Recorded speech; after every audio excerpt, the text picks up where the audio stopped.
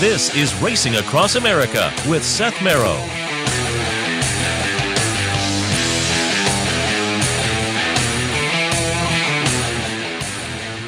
Welcome back to Racing Across America. As promised before the break, we are joined now by Don Stevens from Delta Downs. Happy to have Don on board, as I'm sure this is a very busy week down there. I know I've been getting the press releases fast and furiously in my email box. Good morning, Don. Good morning. How are you doing today? Very good. Happy to have you on board because, again, it's a fun card down there at Delta on Saturday. And just before we get into specifics, let me ask you, you guys really have to be pleased because, we're going to take a look at the three big races, the Princess, the Jackpot, and the Mile. And you got very competitive fields, for the most part, very full fields. I think it's a great day of betting. You wind up with a Breeders' Cup Juvenile Filly winner in here as well. You guys have to be absolutely thrilled with the way the day shapes up.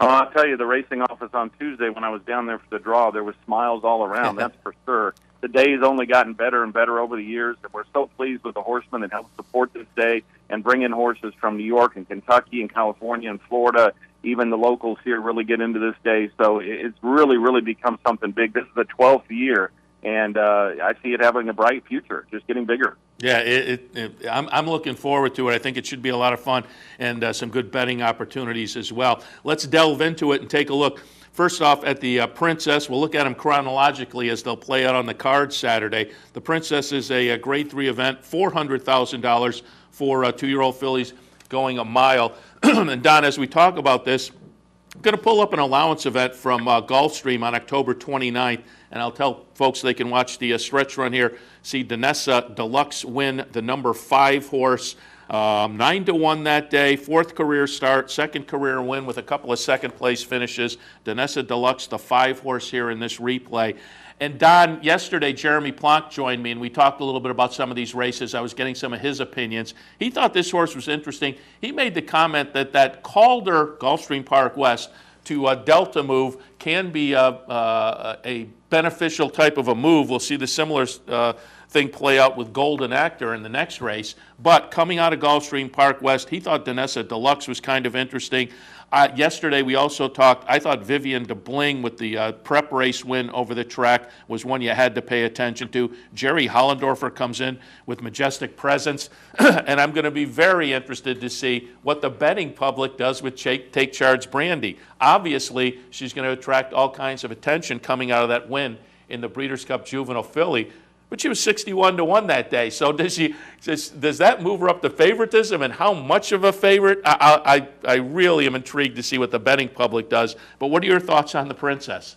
Well, I agree with you there. I'm so interested to see what Take Charge Brandy goes off at. You know, she was 61-1 while going wire to wire in the Breeders' Cup Juvenile Fillies, as you mentioned. She wasn't expected to win that day. I watched the race many times over on my computer, and every time, even in the replay, I thought she was going to get caught. She never did. Just kept going. The track may have played into that a little bit. She is a 2-year-old. She ran a career best. She ran her eyeballs out. She flew to Kentucky.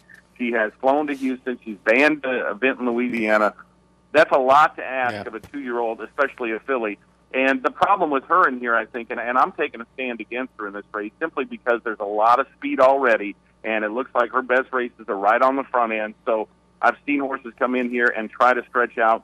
They have to make that second turn after already running so far because the stretch is short, that if they're tuckered out, tired, and they're looking eyeball to eyeball at another horse, and they've got to crank a sharp left turn before hitting the top of the lane, that's just an awful lot to ask. So I'm going to go against her. The old saying applies here. I don't want to miss the wedding, but be there for the funeral. You know, I mean, you wanted to have her at 61-1. You don't want to have her 2-1 on Saturday.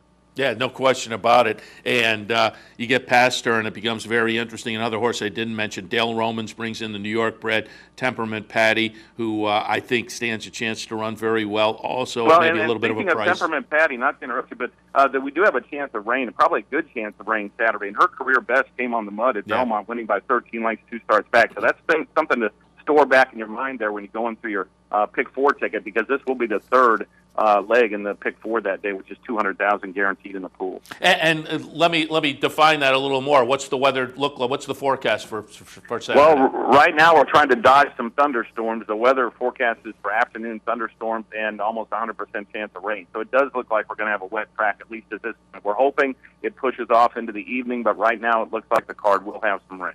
And, we're 2 days out, so I won't hold you to it, but which direction you may be leaning in?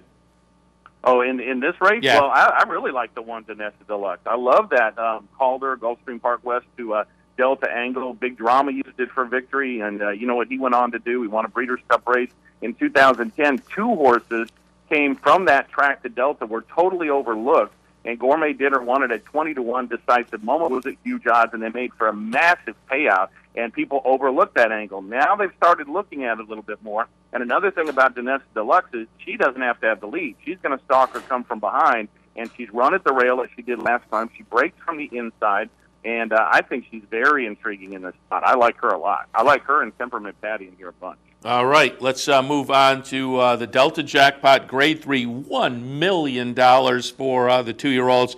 And, excuse me, Don, while we talk, going to go back and watch the Jean Lafitte. I always like these stakes races where horses come in and get a little prep race and run well, and that is Golden Actor, Jean Lafitte.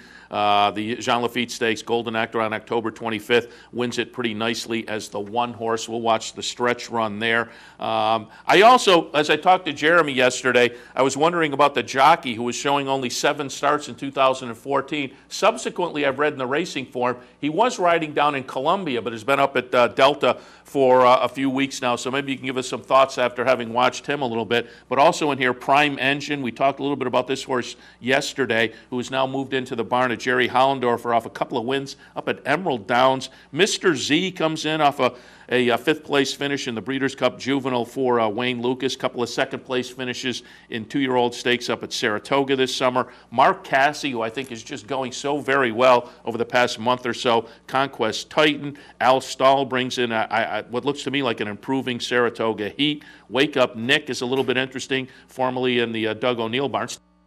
Doug O'Neill barn, but now trained by Leandro Mora while Doug is on suspension. And then Ocho, I think also could be very dangerous. This is a fun, very competitive field. What are your thoughts in the jackpot?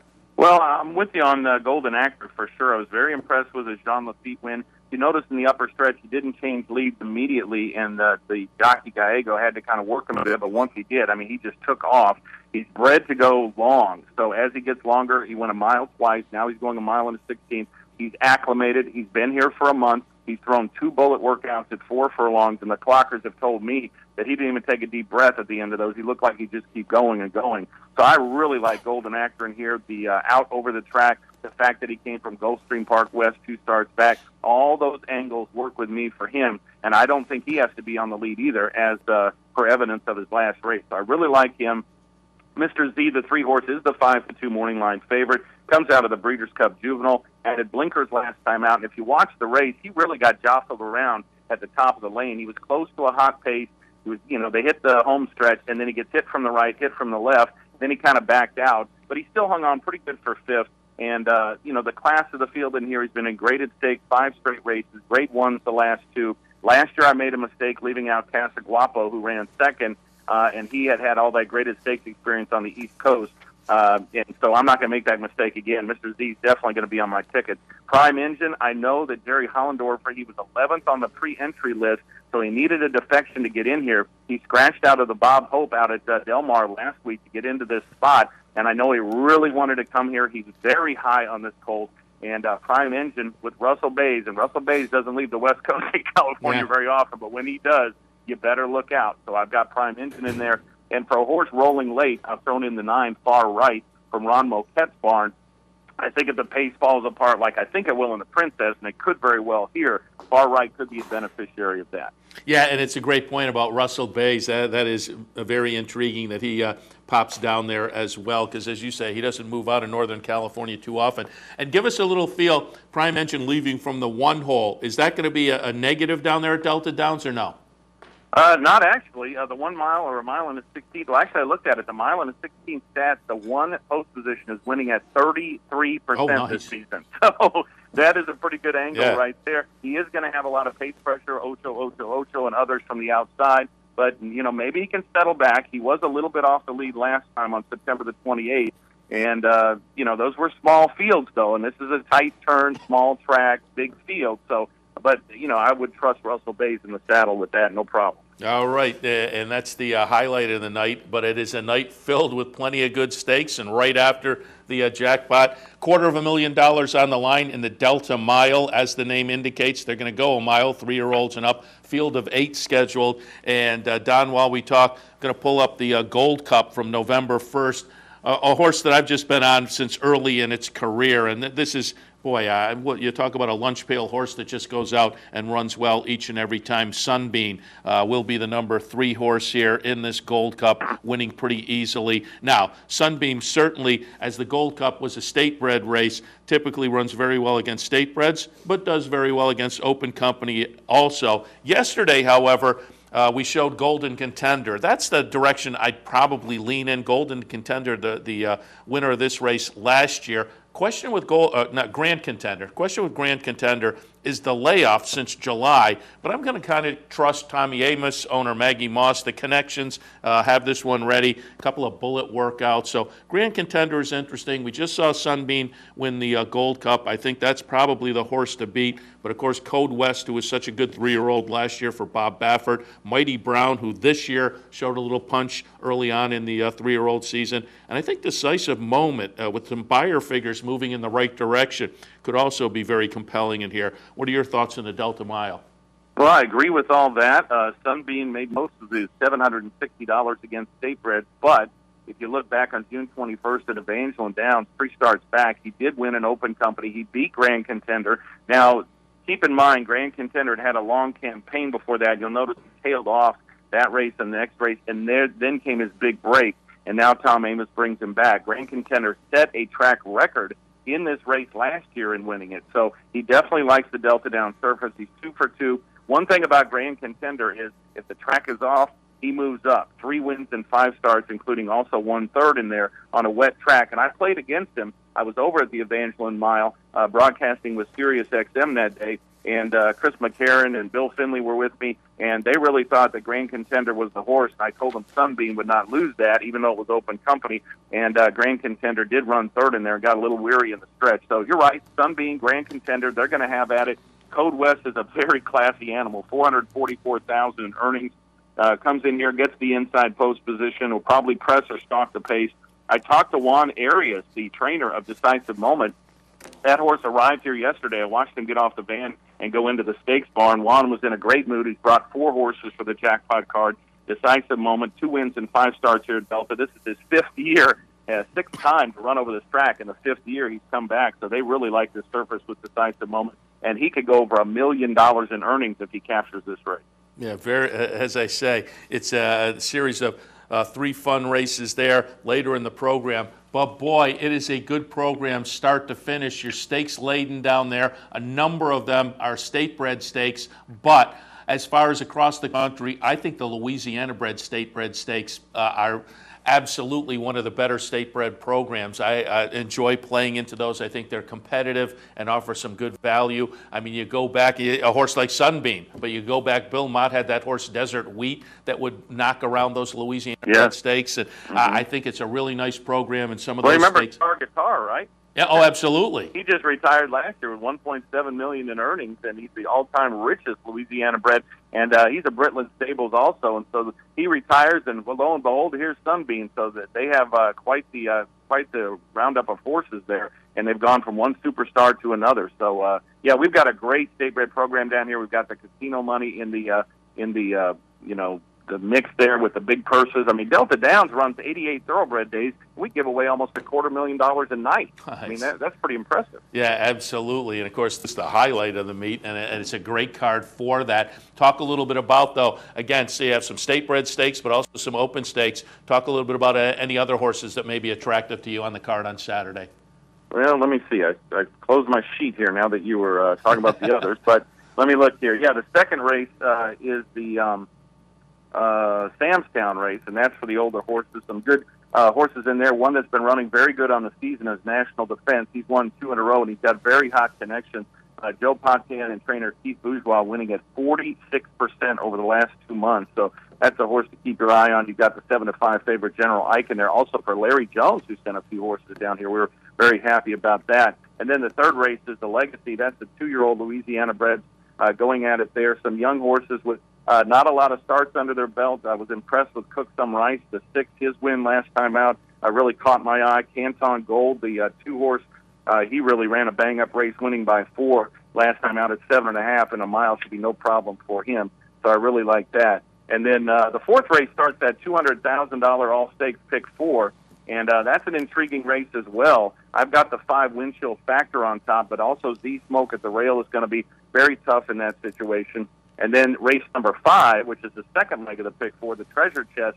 Kind of like a long shot in here. Number 1, Lady Hadassah. This is a closer. Is going to close into some speed. I've got the 2 and the 1 here, Kiss to Remember and Lady Hadassah. So there's some thoughts for you on the Treasure Chest. And again, that pick 4, it's 200, starts in race 4? Yep, 200 starts in race 4. It begins at 2:44 our time, so 3:44 your time. So you want to get your wagers in early. Don't miss out on that. Last year, we had almost 300,000 in the pool, so it gets pretty big. And that's worth reminding people. You race at night, but this is an afternoon event on Saturday.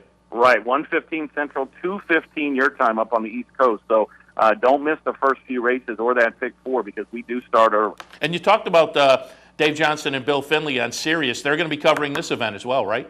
Right, they'll be live here. Chris McCarron will be here. We've also got Gino Bacola from TVG. He's going to co-host with me and do pre- and post-race interviews and give his picks as well. So we've got the whole crew here. It's going to be a fantastic day. All right, looking forward to it. I agree. I think it is going to be a fantastic day. Don, we really appreciate your taking time. As noted, I'm sure you're plenty busy, but it's a fun week down there at Delta Downs.